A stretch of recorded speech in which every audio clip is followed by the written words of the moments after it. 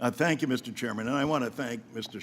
Schmucker as well for yielding me time before as well. But and listen, I think we've said it very clearly on this side. We're as much as opposed to the fraud and abuse that has taken place and want to make sure that we get at it.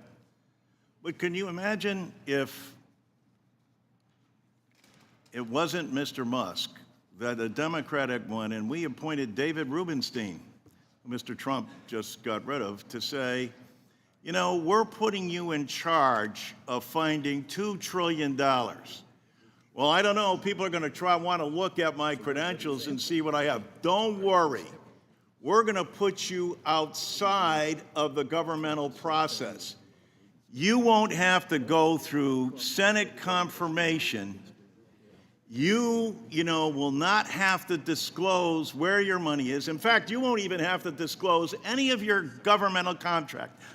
I'm sure you guys would be silent. I'm sure you wouldn't have said a word. You would just say, yes, God, anything that he could possibly find in these agencies. And oh, look what we found over here and how abhorrent that is.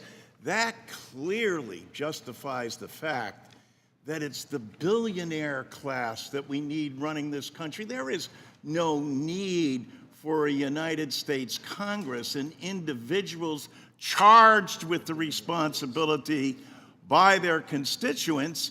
We defer to people of wealth because, well, they wouldn't have got there if they weren't smart and they wouldn't have had that money. But what has that resulted in? What are the real facts? In any fraud, abuse, or waste in any governmental program should be gone after. But how about the majority of people, including in your district, where more than 171,000 people are Social Security recipients? Are they all fraudulent? Or are they all getting fraudulent claims? Are the 17 million disabled, the 8 million widows, the $329 million your district receives monthly just for Social Security, is that Will the gentleman yield? fraud? Absolutely.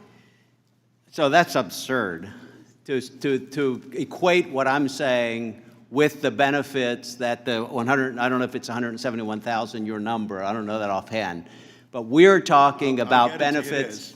We're talking about, I'm sure you know that, so I'll take that, but we're talking about benefits that are going to individuals who should not be receiving it, so that those who should be will have additional dollars available so that Social Security doesn't go insolvent for so long. We haven't, as a Congress, enhanced Social Security in over 50 years. Well, sure, but we haven't enhanced the administration. Where were all these questions brought to SSA prior to that, et cetera? And it took Mr. Musk, it took a billionaire to find this out? I don't think so. I think it's neglect on the part of Congress, both sides.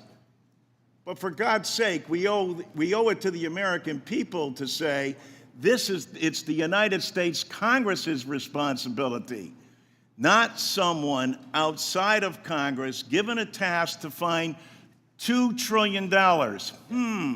Why does that ring a bell? Oh, that's kind of consistent with the tax cut that took place in 2017 and that sunsets in 2025 and how much money we need. So I guess that's what we're applauding him for. But anytime he can find fraud, abuse, and neglect, we ought to deal with it.